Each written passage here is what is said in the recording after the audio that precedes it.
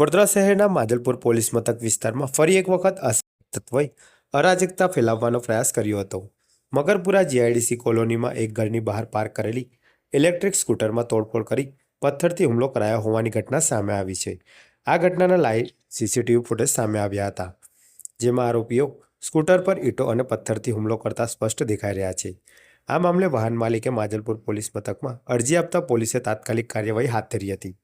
માજલપુર પોલીસે સીસીટીવી ફૂટેજના આધારે તોડફોડ કરનાર વિશાળ નથુભાઈ પાટીલને ઝડપી પાડ્યો હતો। પોલીસે આરોપીને કાન પકડાવી ઉઠક બેઠક કરાવી તેની ભાઈગીરી ઉતારી હતી। આ કાર્યવાહી દરમિયાન આરોપી પાસેથી 2 વ્હીલર એક્ટિવા પણ કબજે લેવામાં આવી છે। આ કેસમાં વિપુલ યાદવ નામના એક શખ્સને વોન્ટેડ જાહેર કરવામાં આવ્યો છે અને તેની શોધખોળ ચાલુ હોવાનું પોલીસે જણાવ્યું છે। મગરપુરા જીઆઈડીસી વિસ્તારમાં રાત્રિના સમયે બનેલી આ ઘટનાથી સ્થાનિક પરિવારમાં ભયનો માહોલ સર્જાયો હતો। લોકો રાત્રે ઘરની બહાર વાહન પાર્ક કરતા ડરી રહ્યા હોવાનું પણ સામે આવ્યું છે। પીડિત પરિવારે અસામાજિક તત્વો સામે કડક કાર્યવાહી કરવાની માંગ કરી છે। પોલીસે સ્પષ્ટ સંદેશો આપ્યો છે કે શહેરમાં અરાજકતા ફેલાવતા તત્વો સામે કોઈ પણ પ્રકારની ઢીલાસ રાખવામાં આવશે નહીં અને આવી ઘટનાઓ સામે કડક પગલાં લેવામાં આવશે।